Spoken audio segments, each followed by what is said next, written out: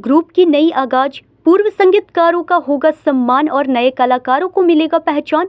दिनांक 31 जुलाई की संध्या 4 बजे से रेलवे ऑडिटोरियम में देश के मशहूर गायक पद्मश्री मोहम्मद रफ़ी जी को उनकी 45वीं पुण्यतिथि के अवसर पर भावपूर्ण श्रद्धांजलि दी गई। इस कार्यक्रम के माध्यम से मोहम्मद रफ़ी साहब का जो व्यक्तित्व राष्ट्रभक्ति, मानवता और सादगी का है, इस व्यक्तित्व से प्रेरणा लेने की बाबत रफ़ी साहब के प्रेरक प्रसंग को उद्घोषक वासिफ अहमद उर्फ बबलू और आजम ने प्रस्तुत किया। साथ ही इस कार्यक्रम में धनबाद के प्रोफेशनल, गैर प्रोफेशनल कलाकारों ने भाग लिया, जिनमें प्रमुख अदनान मुस्तफ़ा, गुलाम सरवर, मदन दा, जावेद कुरैशी, कलम, वीके शाह, हकीम, योगेश, मानवी आदि थे। इसमें पर्यावरण जागरूकता हेतु पौधों का वितरण यूथ कॉन्सेप्ट द्वारा किया गया। दिव्यांग प्रतिभाओं ने नफरत की लाठी तोड़ो गीत पर सौहार्दता का संदेश दिया। कार्यक्रम में सामाजिक कार्यों में योगदान। इस कार्यक्रम में सहयोग पार्टनर में Maya digital studio Dhanbad, HM restaurant and hotel पुराना बाजार, दरी मोहल्ला, Satvik, IVF city centre, auto world, Ryan mobile. इस कार्यक्रम में धनबाद के गणमान्य लोग उपस्थित हुए, जिनमें प्रमुख समाज सेवी कुंभनाथ सिंह, पूर्व बियाड़ा के चेयरमैन श्री विजय झा, युवा संघर्ष मोर्चा के अध्यक्ष सह समाज सेवी दिलीप सिंह, श्वेता किन्नर, समाज सेवी समीम अख्तर, डॉक्टर अदील सोहेब, कांग्रेस से शाहिदा कमर, जीवन रेखा ट्रस्ट से राजीव शर्मा, समाज सेवी मुख्तार खान, बॉबी पांडे, इसरारुल हक आदि ने प्रमुख रूप से उपस्थित हुए भाग लिए। सभा इस कार्यक्रम के अध्यक्ष अदनान मुस्तफ़ा, उपाध्यक्ष वी शाह का, कार्यक्रम के सदस्य समिति के सदस्य, कार्यक्रम आयोजन समिति के सदस्य योगेश, जो ग्रैंड सेक्रेटरी हैं, योगेश महावीर गुप्ता, अकबर हुसैन और वरिष्ठ सिंगर मदन दादा के अलावा धनबाद के कई फनकारों ने कार्यक्रम में हिस्सा लिया। नमस्कार, आप देख रहे हैं न्यूज़ 24। मैं हूं आपके साथ पंकज सिन्हा। आज हम रेलवे इंडोर स्टेडियम में मौजूद हैं और इसलिए एक महान विभूति, कहते हैं ना, फनकार ऐसा तेरे बाद आया, मोहम्मद रफ़ी तो बहुत याद आया। और आज के दिन यहाँ मोहम्मद रफ़ी को याद किया गया है, उनकी पुण्यतिथि है। लोकल कलाकार से लेकर नेशनल लेवल के कलाकारों ने बहुत सुंदर प्रतिभा दिखाई है। यहाँ कुंभनाथ सिंह जी को बुलाया गया है मुख्य अतिथि के रूप में। हम इनसे जानेंगे कि भाई लोकल कलाकार, ये जो MS म्यूजिकल ग्रुप है, इनका ये प्रयास कैसा है कि इस तरह से मतलब कि इसको ताजा कर रहे हैं। और उम्मीद करता हूं कि बाद में ये किशोर कुमार हो, लता मंगेशकर हो या फिर जितने भी महान सिंगर हैं, उनको ही मतलब इसी तरह मनाएंगे और एक कल्चर को याद रखने की कोशिश करेंगे। इनका कैसा प्रयास? आज तो पहले मोहम्मद रफ़ी साहब के पुण्यतिथि में जितने भी हमारे धनबाद के MS ग्रुप के जितने भी कलाकार लोग आए हैं, उनको मैं बहुत बहुत धन्यवाद देता हूं। और मैं ये चाहूंगा कि जितने भी नौजवान हमारे संगीतकार हैं, सब अपने मेहनत करें और जितना भी हो सके हमसे प्रयास मदद करेंगे।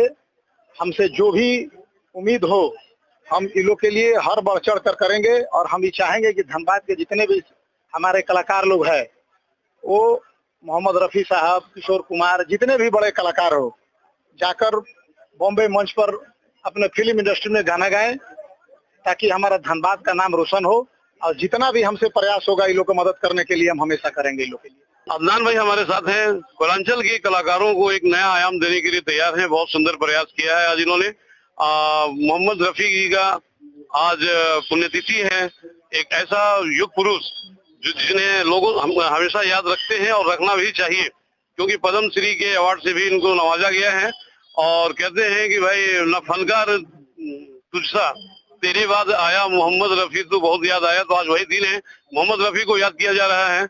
हम बात करेंगे कि भाई ये जो आपने प्रयास शुरू किया है, क्या इसमें मतलब कि हमारे पुराने कलाकारों को याद करके उनकी जयंती हो या पुण्यतिथि हो, इसको मना करके इसी बहाने कम से कम कला को उभारने का प्रयास है। कहाँ तक जाएंगे इसमें? धनबाद सिर्फ कोयले के लिए फेमस नहीं है, ये बताना चाह रहे हैं हम। यहाँ पर बहुमूल्य हीरे भी यहाँ पर हैं। ऐसे ऐसे कलाकार हैं जो कि भारत वर्ष में, और मेरा दावा है ये, और ये मेरे अपने एक्सपीरियंस से है कि यहाँ के जो कलाकार हैं उनको वो मान्यता, वो शोहरत मिलनी ही चाहिए।